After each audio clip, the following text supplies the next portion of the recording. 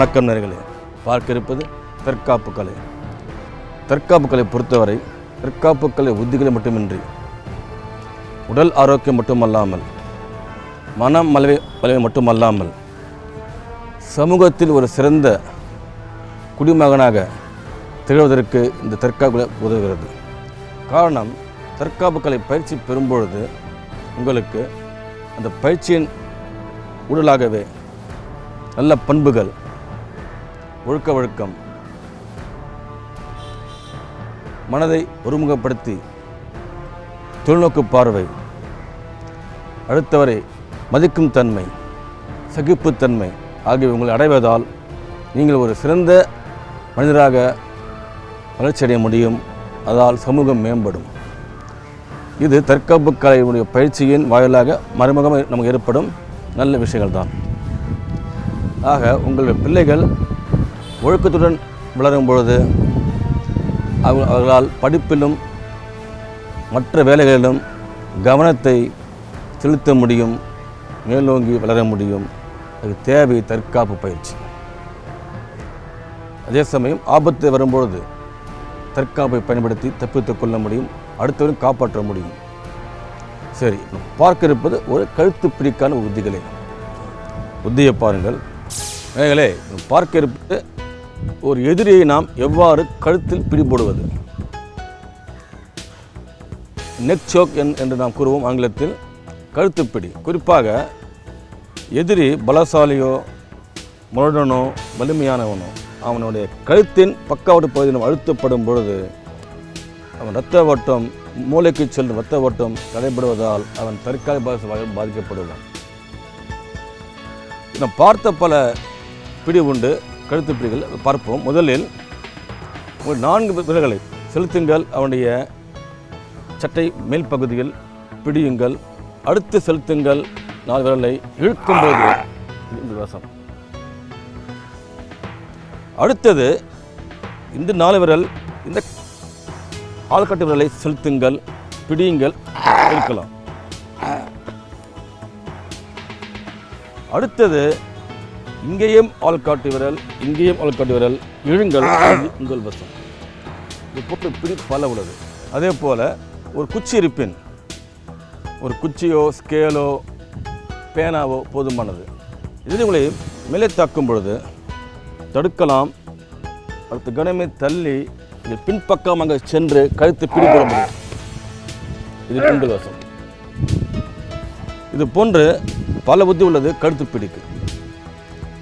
நாம் செய்ய இருப்பது ஒரு புதிய புத்தி என்னவென்றால், ஒருவேளை எதிரி உங்களை தாக்கும்போது கத்திக்கொண்டு தடுத்து நாம் கழுத்து பிடி போட முடியும். அந்த பிடி போட்ட அந்த பிடி மூலமாக எதிரி தப்பிக்க இயலாது, அவன் உங்களுடைய பிடிக்குள். புதிய பாருங்கள்.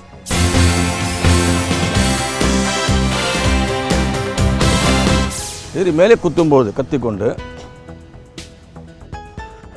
தடுங்கள். அடுத்த கணமே கையை பிடியுங்கள். எதிரி உங்களை கத்திக்கொண்டு தாக்காத வண்ணம் மறுக்கையை கொண்டு செலுத்தி உள்ளே செலுத்துங்கள். பிடி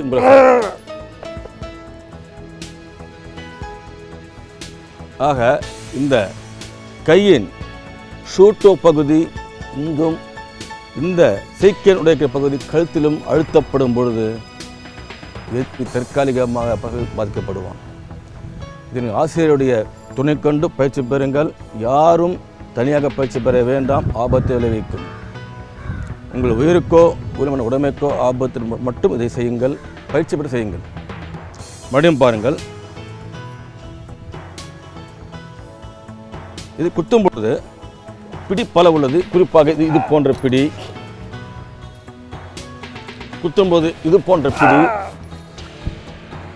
அந்த வகையில் தடுங்கள், பிடியுங்கள், உள்ளே சென்று பிடி போட.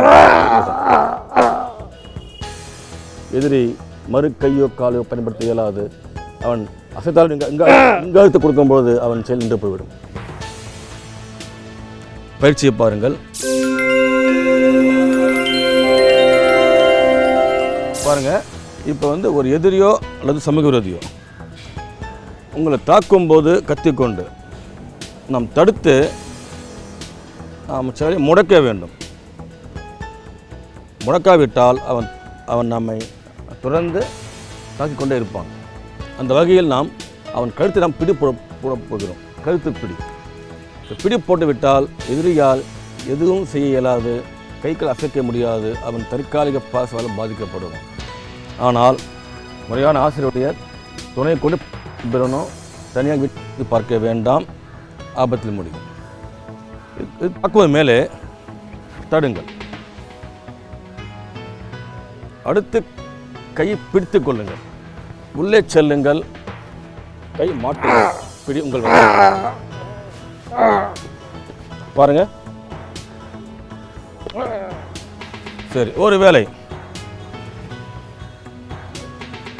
நீங்கள் இந்த கை தடுப்புக்கு பதிலாக இந்த கையால் நீங்கள் ஒருவேளை காலை எல்லாம் இந்த கையை பிடித்து கொள்ளுங்கள், உள்ளே செல்லுங்கள், பிடி போட. இது உங்கள் வசம். சரியா? ஆக செயல் 1 தடுத்தல் தான். பிடியுங்கள். 2 உள்ளே செல்லுங்கள், பிடி போட்டு வாங்க.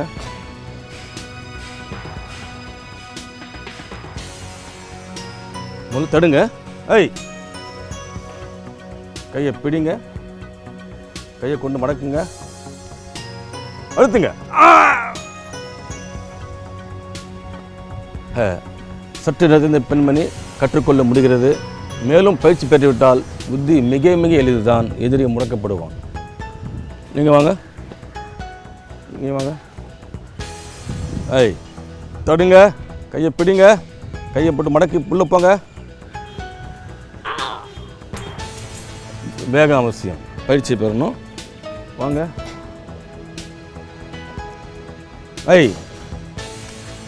கை பிடிமா, அதாவது கையை தடுத்துங்க இல்லையா, பிளாக் பண்ணு. ஓகே, அப்படியே வந்து பிடிங்க. இப்போ கையை மேலே போட்டு மடக்குங்க, உள்ளே போங்க. சரி, கரெக்ட்.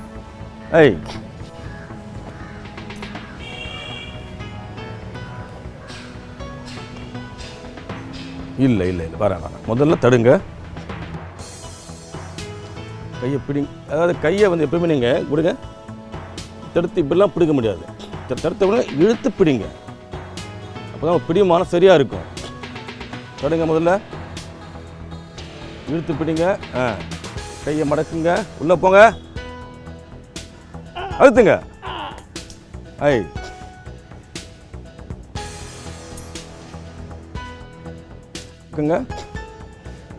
சரி, இப்போ நீங்கள் மாற்றி இல்லையா, தடுத்துட்டீங்க. இந்த கையால் கையை பிடிங்க. சரி, அடுத்த கையை மடக்குங்க, உள்ள அழுத்துங்க, தாக்குங்க. நீங்கள் வாங்க,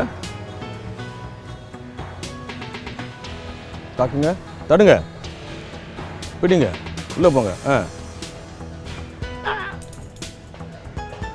இப்போ இவர்கள் செய்யும் ஒரு பெரிய தவறு ஒன்று செய்தார்கள். என்னவென்றால்,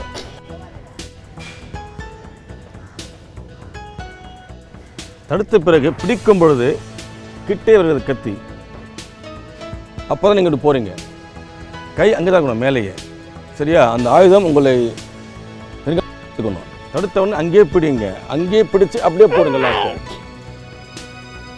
சரியா? கத்தி கண்டு உங்கள் அருகில் கொண்டு வரக்கூடாது. அதாவது இது தாக்கும் பொழுது தடுங்க, அதே இடத்துல பிடிங்க, அதே இடத்துல கை இருக்கணும், உள்ள செல்லுங்கள். தேவை பயிற்சி மிக அவசியம். இது போன்ற புத்திகளுக்கு ஆசிரியருடைய துணை கொண்டு பயிற்சி பெறுங்கள். அதுவே உங்களுக்கு சிறந்த பயிற்சிக்கு அமையும்.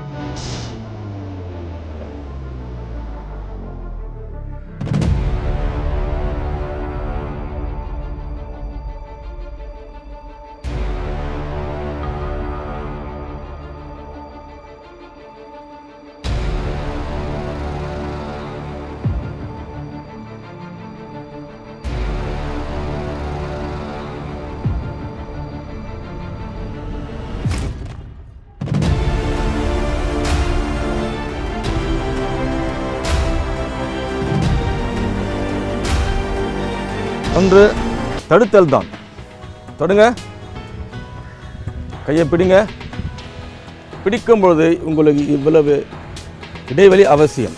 இப்போ கையை மடக்கி உள்ள செல்லுங்க. நீங்கள் வாங்க, தடுங்க, பிடிங்க. வேகம் அவசியம். பிடிப்படும்போது அந்த 2 கழுத்துக்கும் கையில் நம்ம கை இருக்கணும். தாக்குங்க, தடுக்கிறோம், உள்ளே செலுத்தி கழுத்துக்கு உள்ளே பின்பகுதி தேவை சிறந்த பயிற்சி மட்டுமே. மேலே உத்தியை பார்த்தீர்கள். அந்த கழுத்து பிடியானது எதிரி எவ்வளவுதான் பலசாலாக இருப்பினும் இந்த கழுத்துப்பிடி மூலம் அவன் தற்காலிக பலசால பாதிக்கப்படுவான். அதாவது தற்காலிகமாக செயலிழந்து போவான். காரணம், இரத்த ஓட்டம் என்பது கழுத்தின் இரு பக்கவாட்டு பகுதியிலும் செல்வதால் அங்கே அழுத்தப்படும் பொழுது இரத்த ஓட்டம் தடைபடும், அவன் செயல் முடக்கப்படும். இது ஒரு சிறந்த உத்திதான். ஆனால் முறையாக பயிற்சி பெறுங்கள். ஆசிரியருடைய துணை கொண்டு பயிற்சி பெறுங்கள். வீட்டில் செய்து பார்க்க வேண்டாம். ஆசிரியருடைய துணை கொண்டு பயிற்சி பெறுங்கள். அதனால் காப்பாற்றும் ஆபத்து காலகட்டத்தில் தேவை நல்ல பள்ளியில் சிறந்த பயிற்சி மட்டுமே.